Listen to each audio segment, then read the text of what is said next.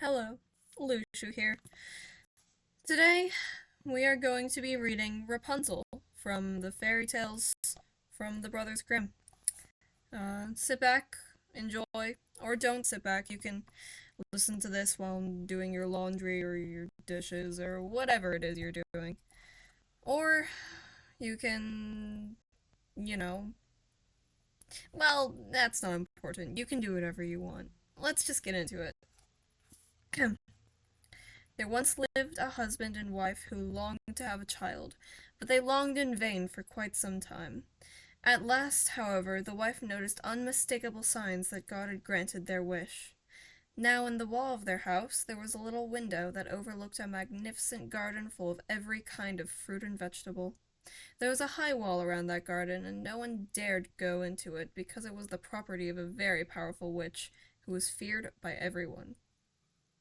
One day the woman was standing at that window, and she saw a bed of lamb's lettuce, or Rapunzel. It looked so fresh and so green that she longed to taste some, and this longing grew stronger every day, so that eventually she became really ill.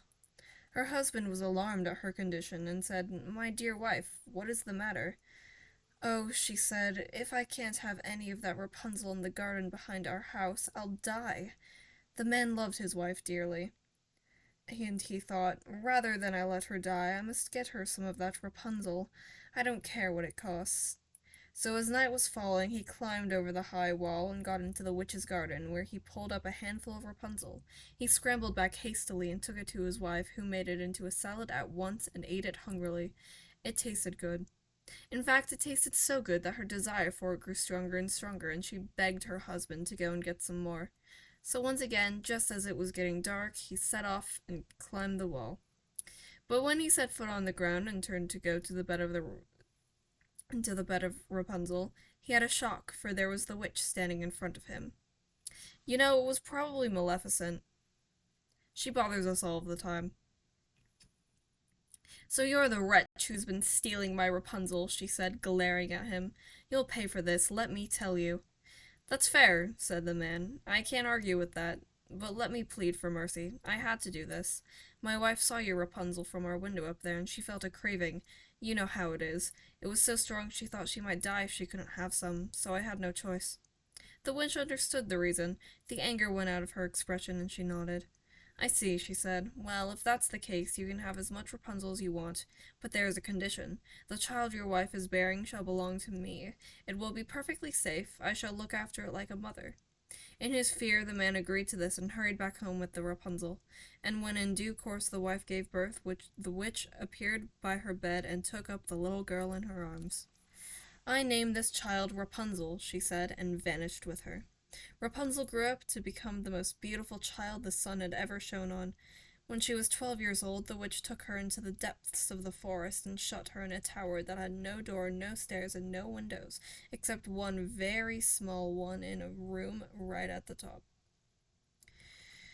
When the witch wanted to go in, she would call, "Rapunzel, Rapunzel, let down your hair." Rapunzel had beautiful hair, as fine as spun gold, and of the same lustrous color.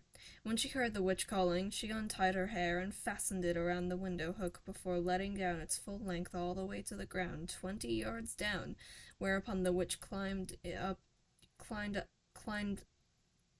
apologies, whereupon the witch climbed up it into her little room. For some years, it happened that the king's son was riding through the forest. As he came near the tower, he heard a song so lovely that he had to stop and listen to it. Of course it was the lonely Rapunzel, singing to pass the time, and she had a sweet voice, too. The prince wanted to go up to her, but there was no door to be found. He was baffled, and he rode home determined to come again and see if there was another way to get up the tower. Next day he came back, but with no more success. Such a beautiful song, and no singer to be seen. But while he was pondering, he heard someone coming and hid behind a tree. It was the witch. When she was at the base of the tower, the prince heard her call out, "Rapunzel, Rapunzel, let down your hair." To his astonishment, down from the window tumbled a length of golden hair.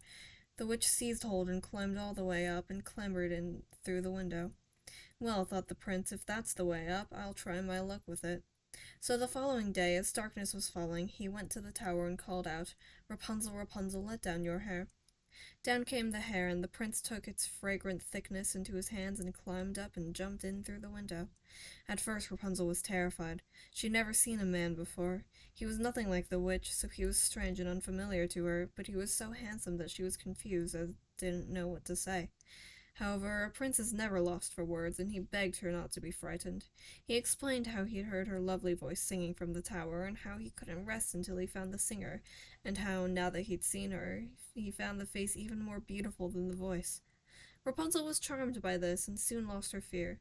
Instead, she felt delight in the young prince's company, and eagerly agreed to let him visit her again. Before many days had gone by, their friendship had developed into love, and when the prince asked her to marry him, Rapunzel consented at once. As for the witch, she suspected nothing at first. But one day Rapunzel said to her, "You know, it's funny, but my clothes no longer fit me. Every dress I have is too tight." The witch knew at once what that meant. "You wicked girl," she said, "you've deceived me. All this time you've been entertaining a lover, and now we see the consequences. Well, I shall put an end to that." She took Rapunzel's beautiful hair in her left hand and snatched up some scissors with her right, and snip-snap, and down fell the lustrous strands up which the prince had climbed. The witch had transported Rapunzel by magic to a wild place far away. There the poor young woman suffered greatly, and, after a few months, gave birth to twins, a boy and a girl. They lived like tramps. They had no money, no home, and only what they could beg from passers-by who heard Rapunzel sing. They were often hungry. In the winter they had nearly perished from the cold, and in the summer they were scorched by the burning sun. But back to the tower. On the evening of the day when Rapunzel's hair was cut off, the prince came to the tower as usual and called, "Rapunzel, Rapunzel, let down your hair." The witch was lying in wait. She had tied Rapunzel's hair to the window hook, and when she heard him call, she threw it down as the girl had done. The prince climbed up, but instead of his beloved Rapunzel at the window, he found an ugly old woman, demented with anger, whose eyes flashed with fury as she railed at him. "You're her fancy boy, aren't you? You worm your way into the tower, you worm your way into her affections, you worm your way into her bed, you rogue, you leech, you lounge lizard, you high-born mongrel. Well, the bird's not in her nest anymore. The cat got her. What do you think of that, eh? And the cat'll scratch your pretty eyes out too before she's finished. Rapunzel's gone, you understand? You'll never see her again." And that is where I get my list of insults I used against Ira. And the witch forced the prince backwards and backwards until he fell out of the window. A thorn bush broke his fall, but at the terrible cost of piercing his eyes. Blinded in body and broken in spirit, the prince wandered away. He lived as a beggar for some time, not knowing which country he was in. But one day he heard a familiar voice, a voice that he loved, and stumbled towards it. And as he did so, he heard two more voices joining in, the voices of children, and suddenly they stopped singing, for their mother Rapunzel had recognized the prince and was running towards him. They embraced, both of them crying with joy, and then two of Rapunzel's tears fell into the prince's eyes, and his vision became clear once more. He saw his dear Rapunzel, and he saw his two children for the first time. So, reunited, they traveled back to the prince's kingdom, where they were welcomed, and there they lived for the rest of their long and happy lives. And that was Rapunzel from Fairy Tales of the Brothers Grimm, read to you by Luxu. Now get lost.